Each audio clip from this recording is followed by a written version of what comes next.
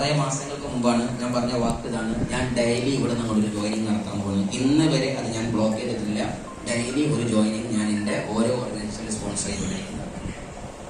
ഈ ബിസിനസ് നിങ്ങൾ daily sponsor ചെയ്യുന്നിടത്താണ് ഇതിന്റെ യഥാർത്ഥ നടക്കുന്നത്. എന്തായാലും മുബീൻ സാറെ പ്രോഗ്രാമിൽ അതിന്റെ ഒരു കോമ്പറ്റീഷൻ ഉണ്ട്, ഞങ്ങൾ വായിക്കുന്നുണ്ട്. അതേപോലെ തന്നെ നിങ്ങൾ ലക്ഷ്യസ്ഥാനത്ത് എത്തും വരെ നിങ്ങൾ എപ്പോഴും ഫോക്കസ്ഡ് ആയിരിക്കുക. സെലക്ട് ചെയ്യപ്പെട്ട ലീഡറെ ഫോക്കസ് ചെയ്യണം, സെലക്ട് ചെയ്ത ലീഡറെ ഫോക്കസ് ചെയ്യണം. മനസ്സിലായോ? നേരത്തെ ഇങ്ങനെ വിത്ത് എറിഞ്ഞ് പോകലല്ല, എറിഞ്ഞ വിത്ത് വെള്ളം ഒഴിച്ചു കൊടുക്കാൻ നമുക്ക് സമയം ഉണ്ടാവണം. അപ്പോഴേ അത് വളരെ ലൈക്ക് ദാറ്റ് ഫോക്കസ് ലീഡറെ നിങ്ങൾ എപ്പോഴും ഫോളോ അപ്പ് ചെയ്യണം. എല്ലാ സമയത്തും നിങ്ങൾ ചെക്ക് ചെയ്യണം, പുതിയ ലീഡർ വന്നോ വന്നില്ലേ, പുതിയ ലീഡർ വന്നോ വന്നില്ലേ. നിങ്ങൾ എഴുതി വെക്കേണ്ട സാധനമാണ്. അതായത് നിങ്ങൾ ചോദിക്കേണ്ടത് ഇന്ന് എവിടെ വർക്ക്, ഞാൻ ഇപ്പോൾ മുഹമ്മദ് ഫോമിൽ ചോദിക്കണം. അടുത്ത ചോദ്യം, പുതിയ ലീഡർ വന്നോ? ആ 2 ആൾ വന്നിട്ടുണ്ട്. ആരാണത്? പ്രായം എത്രയാണ്? ഓക്കെ. ക്വാളിറ്റി എന്താണ്? കുഴപ്പമില്ല. മുന്നേ എഡ്യൂക്കേഷൻ ഫീൽഡിൽ വർക്ക് ചെയ്തിട്ടുണ്ട്. ഓക്കെ, നല്ലത്. അതല്ല, എഡ്യൂക്കേഷൻ അല്ല, മുന്നേ നെറ്റ്വർക്ക് ചെയ്തിട്ടുണ്ട്. ഓക്കെ, നല്ലത്. എഡ്യൂക്കേഷനും ഇല്ല, പക്ഷെ അദ്ദേഹം നാട്ടിൽ നല്ല പൊളിറ്റിക്സിൽ കളിച്ചാണ്. ഓക്കെ, നല്ലത്. അതല്ല, അദ്ദേഹം നല്ല ഫയറാണ് സാറേ, എന്തിനും റെഡിയാണ് സാറേ. ആ, നല്ലത്. അത് നമ്മൾ ചോദിക്കാം. ഡെയിലി നിങ്ങൾ ചോദിക്കാതെ, നിങ്ങളുടെ ടീമിനോട് ചോദിക്കാതെ ഉറങ്ങരുത്. It's not fire. അത് നല്ലതല്ല. ഡെയിലി നിങ്ങൾ ഉറപ്പുവരുത്തണം. And also don't leave the next leader for downlines. നിങ്ങളെ താഴത്ത് വരുന്ന ഒരു ലീഡറെയും ഡൗൺലൈൻസിന് ഒഴിവാക്കി കൊടുക്കരുത്. നിങ്ങളെ താഴത്ത് അടിപൊളി ലീഡർ വന്നിട്ടുണ്ടോ? ഓരോ ലീഡർമാരും മുന്നേറുക. താജ് വോയിസ് സ്പെഷ്യലി TCA പോലെ ലീഡർമാർ, അത് നിങ്ങൾ ഹോൾഡ് ചെയ്യണം. മറ്റവർക്ക് വിട്ടുവയ്ക്കുന്നത് തന്നെ അവരോട് മുണ്ടേതെന്ന് പറയലല്ല. എന്റെ താഴത്ത് നല്ലൊരു വെടിക്കെട്ട് സാധനം വന്നാൽ അത് എടുക്കേണ്ട അവകാശം എനിക്കാണ്. അതിനകത്ത് ആരും ഒരു പരാതിയായിട്ട് വരില്ല. നിങ്ങൾ വളർത്തിയേക്കണം. അത് നിങ്ങളുടെ ഉത്തരവാദിത്തമാണ്.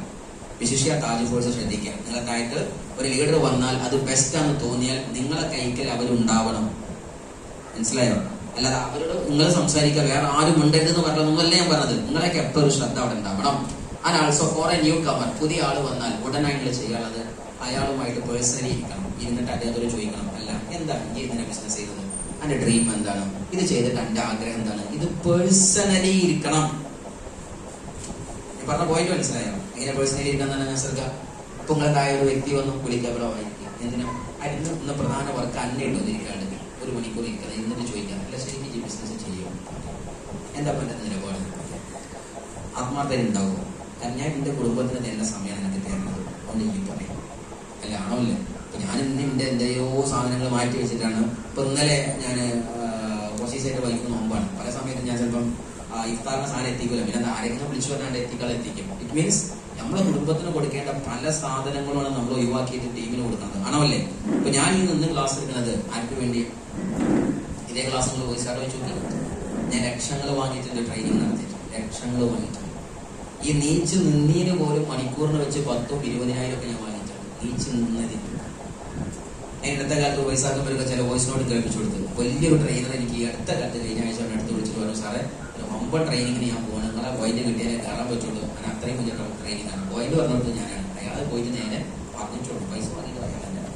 എന്നോട് ചോദിച്ചു നിങ്ങൾ ചെയ്തോന്ന് ചോദിച്ചു. നമുക്ക് ഞാൻ എനിക്ക് ഞങ്ങൾ വയ്ക്കുന്നത്.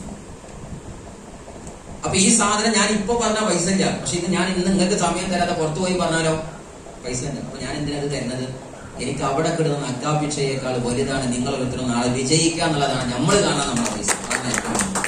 ആ പൈസയുടെ മേലെ വേറെ പൈസ ഇല്ല, നിങ്ങളുടെ വിജയമാണ് നമ്മുടെ പൈസ. സോ സീരിയസ്ലി നിങ്ങൾ ആലോചിച്ച് നോക്കുക. നിങ്ങൾ എപ്പോഴും പേഴ്സണലി ഇരിക്കണം ടീമുമായിട്ട്. അതിനാവശ്യം 2ാമത്തെ ഒന്ന്, അവരുടെ പർപ്പസ് എന്താണെന്ന് തിരിച്ചറിയണം.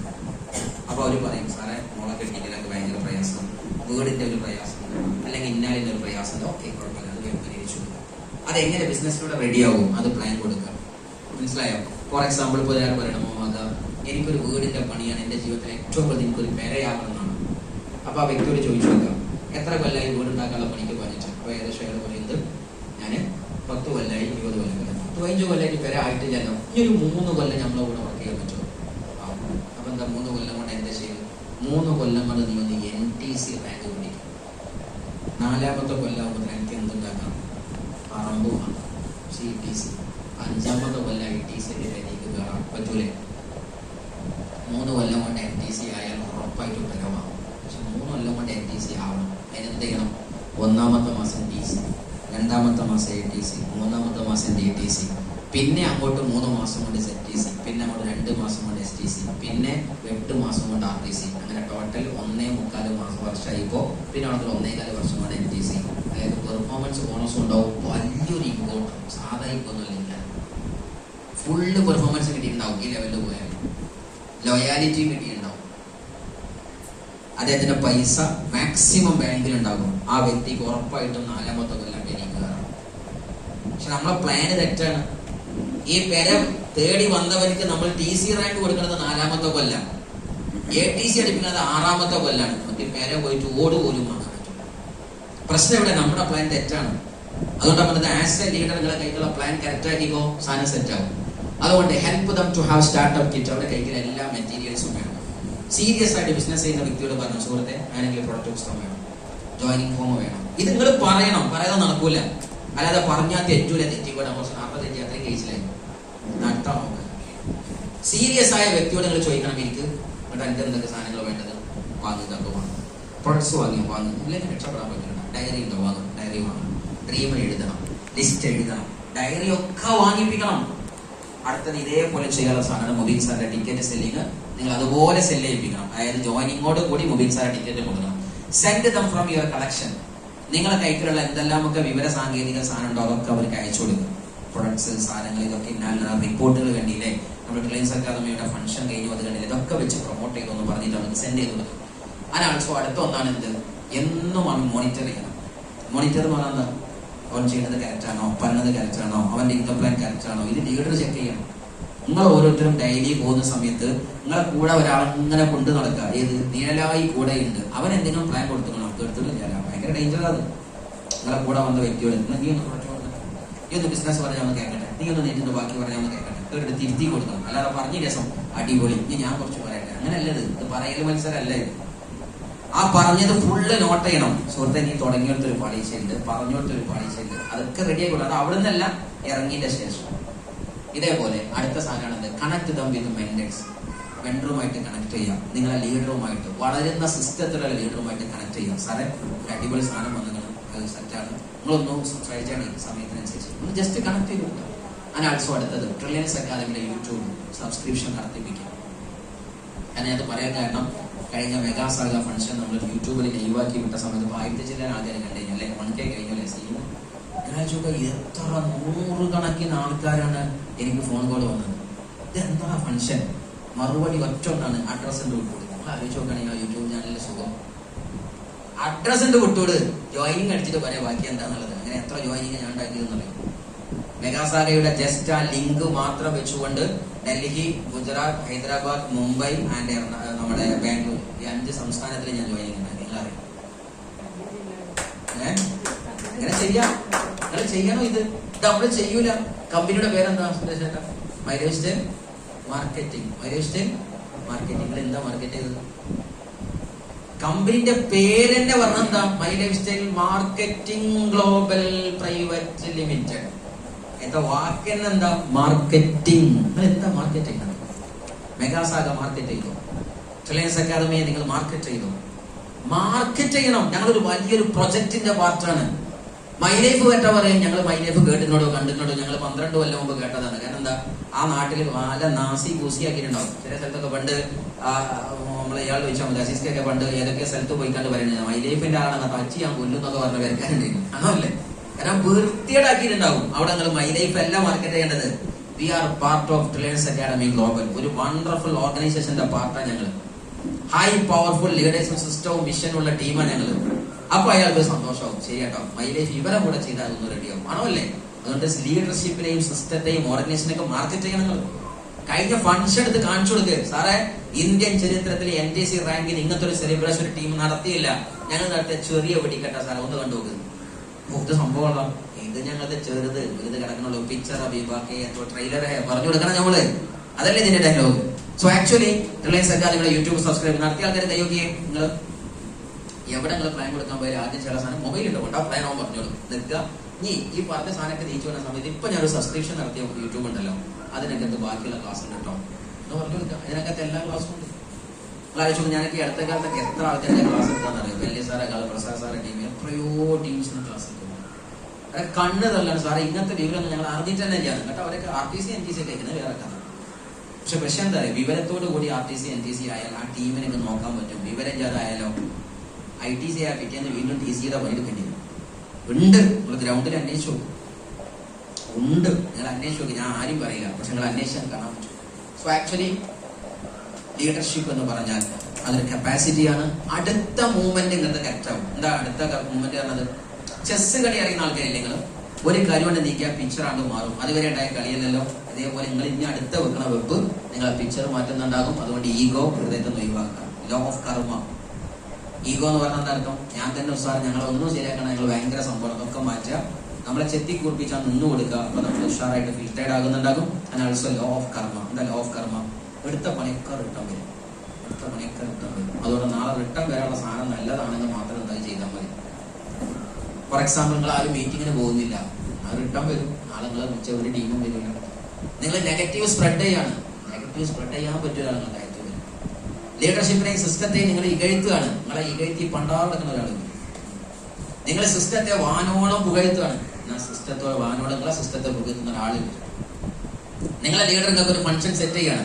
അതിനെ ജീവൻ മരണം പോരാട്ടം നടത്തി സപ്പോർട്ട് ചെയ്യുകയാണെങ്കിൽ നാളെ നിങ്ങളും ഒരു പ്രൊജക്ട് നടത്തുന്ന സമയത്ത് അതിന് ജീവൻ മരണം പോരാട്ടം നടത്തി പ്രൊജക്ട് ചെയ്യുന്ന ഒരു ടീം ലീഡേഴ്സ് നിങ്ങൾ താഴ്ത്തു വരും. ഇല്ല, ആ സിസ്റ്റത്തെ എതിർക്കുന്ന സിസ്റ്റമാണ് നിങ്ങൾ സപ്ലൈ ചെയ്യുന്നതെങ്കിൽ എഴുതി വെച്ചോ, നാളെ നിങ്ങൾ പ്രൊജക്ട് നടത്തുമ്പോൾ ഒരു കുട്ടി ഉണ്ടാവില്ല സപ്പോർട്ട് ചെയ്യുന്നത്. കാരണം എന്താ? വിത്ത് പാകിയത് അന്ന് ഇന്ന് കൊയ്യേണ്ടി വരും. അതുകൊണ്ട് നല്ല വിത്ത് പാകുക. ലോ ഓഫ് കർമ്മ.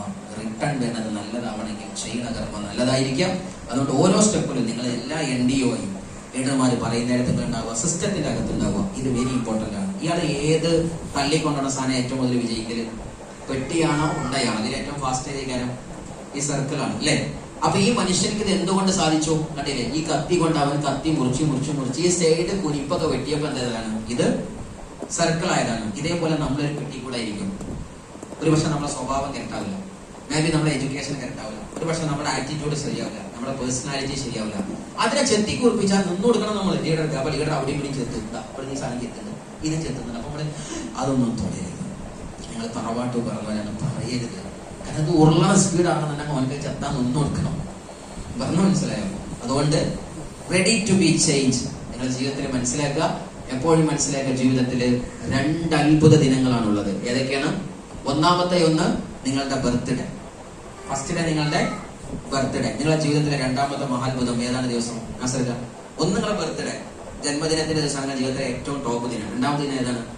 സ്വയനറിയോ? അതാ നിങ്ങൾക്കറിയോ? ഒരു മനുഷ്യന്റെ ജീവിതത്തിലെ ഏറ്റവും ടോപ്പ് 2 ഡേ ഉണ്ട്. ഒന്ന് ജന്മദിനം, ബർത്ത്ഡേ. 2ാമത്തെ ദിനം ആനിവേഴ്സറി ഡേ. ഏതൊരു ദിവസമാണോ നിങ്ങൾ ജന്മം കൊണ്ടത് എന്തിനാണെന്ന് നിങ്ങൾ തീരുമാനിക്കുന്നത്, ആ ഡേ. അതാണ് 2ാമത്തെ ടോപ്പ്. അത് ഞാൻ എന്തിനാ ഭൂമി? അതിന്റെ ഉത്തരം നിങ്ങൾക്ക് ബോധിക്കുന്ന ഒരു സമയമുണ്ട്. യെസ്, എനിക്ക് ആയിരക്കണക്കിന് ആൾക്കാരെ വിജയിക്കാൻ, അല്ലെങ്കിൽ എന്റെ കുടുംബത്തിന്റെ പേര് ഞാൻ മാറ്റും. ഇതുവരെ ഞങ്ങൾ കൂലിപ്പണിക്കാരെ പേരാ, അത് പറ്റില്ല. കോടീശ്വരന്മാരെ അതിന്റെ താല്പര്യം. ഇതുവരെ ഞങ്ങളെന്താ ഫുള്ള് ലോണിലെ പ്രശ്നങ്ങളുള്ള ആൾക്കാര്, അല്ലെങ്കിൽ സാധുക്കളായ ആൾക്കാര്, അങ്ങനെയൊക്കെ ഒരു സാധനം ഉണ്ടാവില്ലേ, അതൊക്കെ കൊണ്ട് മാറ്റിയിട്ട് എന്റെ കുടുംബത്തിന്റെ പിക്ചർ ഞാൻ മാറ്റാൻ ജന്മം കൊണ്ടവനാണ്, എന്റെ ഭൂമിയിലേക്ക് ദൈവം വിട്ടത് അതിനാണ്. അത് നിങ്ങൾ തിരിച്ചറിഞ്ഞ് വിശ്വസിച്ചാൽ അതാണ് നിങ്ങൾ ഏറ്റവും ടോപ്പ് 2ാമത്തെ. ഞാൻ പറഞ്ഞാൽ മനസ്സിലായോ? അതുകൊണ്ട് നിങ്ങൾക്ക് ഉറപ്പുണ്ടാവും നിങ്ങളുടെ കുടുംബത്തിന്റെ പിക്ചർ മാറ്റാൻ വന്നുള്ളത് കൈയൊട്ടിയാണ്. ഉറപ്പം അല്ലെങ്കിൽ ഒന്നാണെന്ന് നിങ്ങള് ഇപ്പോഴത്തെ KDS KDS ആ പരിപാടിക്ക് വന്നല്ലേ? നിങ്ങൾ KDS എന്താ പരിപാടിക്ക് വന്നല്ലേ? കുടുംബത്തിന്റെ പിക്ചർ മാറ്റാൻ വന്നതാ. ആദ്യം നിങ്ങളെ പിക്ചർ മാറ്റും. അപ്പൊ കുടുംബത്തിന്റെ പിക്ചർ മാറും. നിങ്ങളെ പിക്ചർ എങ്ങനെ മാറ്റല്? ഞാൻ ഇങ്ങനെ ആയാ പോരാ എന്ന് ചിന്തിക്കുക. അതാണ് കുടുംബത്തിന്റെ പിക്ചർ മാറ്റല്. ഇവിടെ അതിനേക്കാൾ ഗംഭീരമായ ഒരു വരിയുണ്ട്. The way of life is the why of life. ഇത് പറഞ്ഞ ഒരു മഹാത്മാവ് നിങ്ങളെ മുമ്പിൽ ജീവനോടെ നിൽക്കുന്നത്. കാരണം അയാളെ പേര് ഞാൻ അവിടെ അതിൽ എഴുതിയിട്ടുണ്ട് ചെറുതായിട്ട്. മനസ്സിലായോ? The way of the life is the why of the life. ജീവിതത്തിന്റെ വഴി എന്ന് പറഞ്ഞാൽ ജീവിതത്തിന്റെ വഴിയാണ്. ജീവിതത്തിന്റെ വഴി ജീവിതത്തിന്റെ വഴിയാണ്. എന്നാണോ നിങ്ങൾ ജീവിതത്തിന്റെ വഴി അറിഞ്ഞത്, അന്ന് ജീവിതത്തിന്റെ വഴി അറിയും. എന്നുള്ള വ്യത്യാസം മനസ്സിലായോ? ജീവിതത്തിന്റെ വൈ, എന്താ വൈ എന്ന് പറഞ്ഞാൽ എന്തിനു വേണ്ടി ജീവിതം എന്ന് പറഞ്ഞാൽ നിങ്ങൾ എന്തറിയും? വൈ അറിഞ്ഞവൻ വഴി അറിയും, വൈ അറിയാത്തവൻ വഴി അറിയില്ല. അതുകൊണ്ട് ഈ ബിസിനസ് സാറേ എനിക്ക് എങ്ങനെ ചെയ്യേണ്ടിയെന്ന് ഐഡിയ കിട്ടുന്നില്ല. ഒറ്റ മറുപടി, ഇത് എന്തിനാ ചെയ്യേണ്ടതെന്ന് എനിക്ക് അറിയില്ല. സാറേ എനിക്ക് ടീമിനെ എങ്ങനെ പ്രൊമോട്ട് ചെയ്യാന്ന് അറിയില്ല. ടീമിനെ എന്തിനാ പ്രൊമോട്ട് ചെയ്യുന്ന അറിയില്ല. സാറേ എനിക്ക് എങ്ങനെ ടിക്കറ്റ് ബുക്കലെന്ന് അറിയില്ല. ടിക്കറ്റ് എന്തിനാ ബുക്കലെന്ന് എനിക്കറിയില്ല. അതാണ് എന്റെ താല്പര്യം. എങ്ങനെയാന്നുള്ളതല്ല, എന്തിനെന്ന് എനിക്കറിയാം. എന്തിനെന്ന് അറിഞ്ഞവൻ എങ്ങനെയെങ്കിലും ചെയ്യും. ആണോ അല്ലേ? അത് നിങ്ങളുടെ ജീവിതത്തിൽ ഏത് കാര്യം വിജയിച്ചു എന്നുള്ളത് അന്വേഷിച്ച് നോക്കുകയാണ്. നിങ്ങൾക്ക് എന്തിന് നടന്നുകൊടുത്ത ആ കാര്യം നടന്നിട്ടുണ്ടാകും. മോളെ പ്രായമാകുന്ന സമയത്ത് കെട്ടിച്ചയക്കണം എന്നത് എന്തിനെന്നറിഞ്ഞ പിതാവ് അത് എങ്ങനെയെന്നുള്ളത് കണ്ടുപിടിച്ചു. ആണോ അല്ലേ? ആരെങ്കിലും കൈയും കാലും പിടിച്ചിട്ടും കടം വാങ്ങിയിട്ടും ലോൺ എടുത്തിട്ടും ആധാരം പണയം വെച്ചിട്ടും കിഡ്നി പണയം വെച്ചിട്ടും എന്ത് ചെയ്യും? തന്റെ മോളെ മംഗല്യപ്പെട്ടണിഞ്ഞ് ഇറക്കും. ആണോ അല്ലേ? അത് എന്തുകൊണ്ടാ? എന്തിനാണ് മോളെ ആ സമയത്ത് ഇറക്കണമെന്ന് അറിഞ്ഞതുകൊണ്ടാണ്. ആണോ അല്ലേ? അല്ലാതെ പിതാവിന് പണ്ടേ അഗ്രഗണ്യനാണ് ലോൺ എടുക്കുന്ന വിഷയത്തിൽ. പിന്നെ കെട്ടിച്ചയക്കുന്ന വിഷയത്തിൽ മഹാകൂലിയാണ്. കാരണം ഒരുപാട് ആയിരക്കണക്കിന് പെണ്ണുങ്ങളെ കെട്ടിച്ചയച്ച വാപ്പന്, അതുകൊണ്ട് അതിനെ കെട്ടിച്ച്. അങ്ങനെയാണോ? എങ്ങനെയെന്ന് അറിഞ്ഞ പിതാവല്ല കെട്ടിച്ചത്, എന്തിനെന്ന് അറിഞ്ഞ പിതാവാണ് കെട്ടിച്ചത്. ഇതേപോലെ ബിസിനസ്സിലെയും സക്സസ് ആണ്. സോ ആക്ച്വലി നിങ്ങൾ എപ്പോഴും മനസ്സിലാക്കുക, ധമാക്ക ഒബീൻ സാറുടെ ഈ മഹത്തായ പ്രോഗ്രാമിൽ ഒരു ധമാക്ക വെടിക്കെട്ടുണ്ട്. നല്ലൊരു കൈയ്യടി കൂടി നമുക്ക് വരവേൽക്കാം. It is the boat house trainees. വരാൻ പോകുന്ന ഒരു വലിയ പ്രൊജക്ടിന്റെ പാർട്ടാക്കാൻ നിങ്ങൾ പോവാണ്. ഒരു വലിയ ബോട്ട് ഹൗസ്